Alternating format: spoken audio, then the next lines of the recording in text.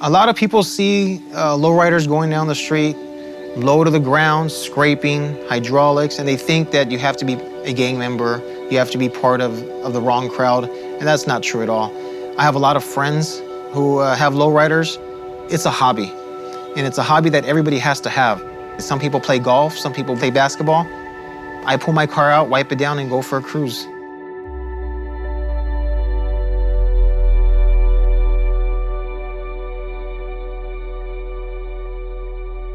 My name is Rudy Peter Campos Jr.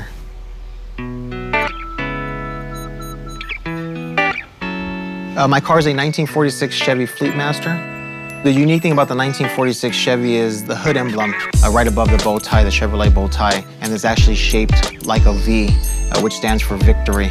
And on the hood, there's what's called a flying goddess or a flying lady, which also makes it unique for that year. You could tell the difference between a 46, a 47, and a 48 based on the grille. It has like a mustache-shaped grille. My car originally comes with a 216 engine. My dad had it changed to a 235, and it's a floor shifter, which is unique to this car because it comes out from a 1950 Chevy.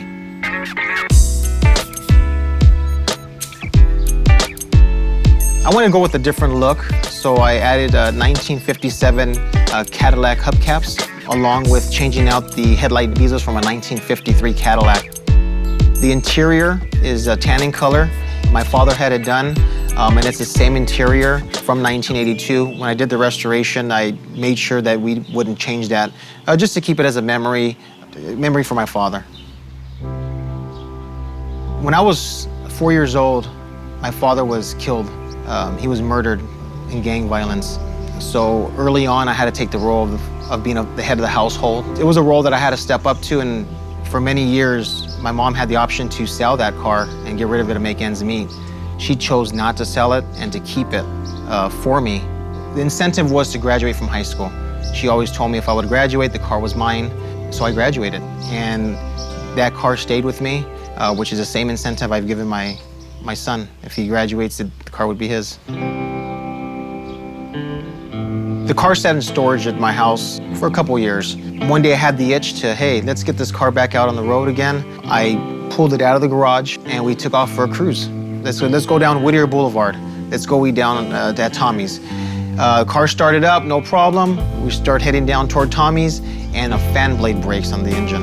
And that was the beginning of what they say, opening a can of worms. I started to seek out people, turned out to be the worst thing I could have ever did. The painter came to the house, picked up the car, told me it would be a couple of weeks, ended up being a couple of months. Went to check on my car one day, he was gone. He got in a plane and he went back to Korea. I mean, my car was a shell when I got it back. The members from my club stepped up.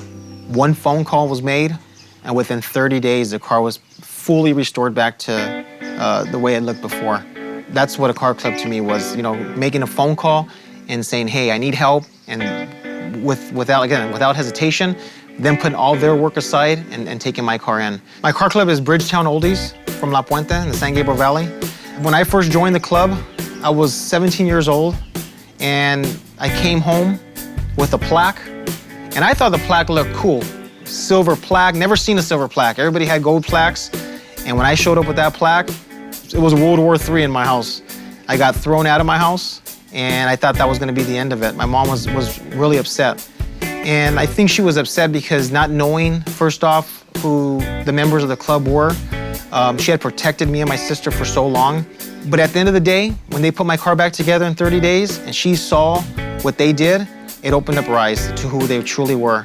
And she cried for days. She appreciated what they did, and I appreciated what they did. They really, really stepped up and helped us out.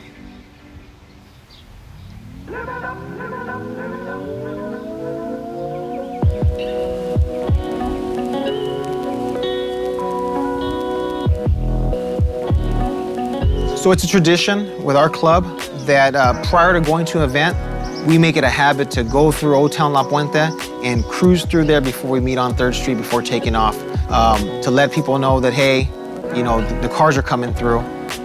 We're a small car club, about 20 members. We're not about numbers. We're about family, friends, the quality. Being part of the car club for over 20 years, it's never changed. It's not what people think it is. It's a brotherhood. Lowriding is not for everybody. And I know that firsthand, especially when I first met my wife. First thing I said to realize was, or figure out, is if she even liked to be in my car. And when my wife accepted it, I knew that she was the one for me. And to this day, we get in the car and we go, for a cruise, me and my kids. It takes a unique person, a unique couple to enjoy lowriding.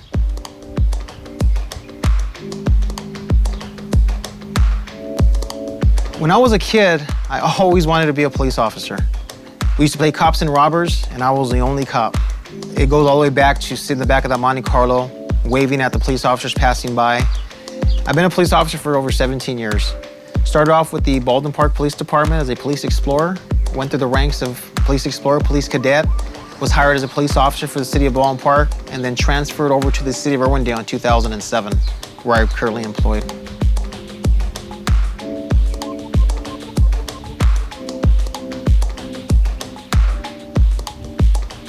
My assignment as a police officer for the city of Irwindale is working the streets, residential and commercial streets of Irwindale. We have about 1,400 residents in the city of Irwindale.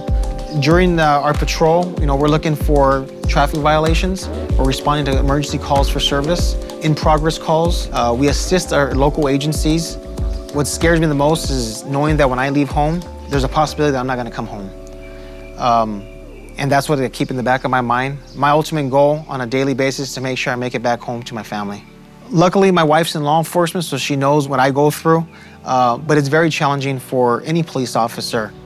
You're never home, you work odd hours, and you try to balance that with, kids' sports, kids' school, and having a hobby helps you relieve that stress.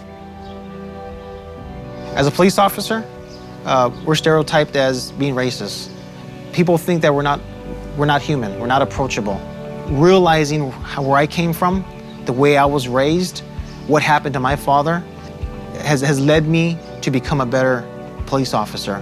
I enjoy helping out the youth, and being with the Baldwin Park Police Explorer program, I wanted to give back to the youth. The same program that I was involved in that helped me out, I wanted to help out. And seeing those kids go through the program, mentoring them as a mentor, and then seeing them go through an academy and eventually becoming police officers, that's the biggest reward that can be given back to me from them. There's a lot of stereotypes with lowriding. People think that you have to belong to a gang, that you have to be a gang member, that you have to just hang out with gang members, that you sell drugs because you have a nice car. That is not true at all. There's a lot of professionals that love lowriding as a hobby, and especially being a police officer, you have to have something to keep your mind occupied away from work. When my fellow officers find out that I have a lowrider, they have the same reaction. Does the administration know what you're doing? We're not doing nothing wrong. It's just a love for cars, a passion for the car, because again, they realize that you need a hobby away from our job. You need to take a break, and you need something to keep your mind occupied. We can't wrap our whole life around law enforcement. We're there to help, we're there to serve, but we're also there to live a healthy life and make it to our retirement.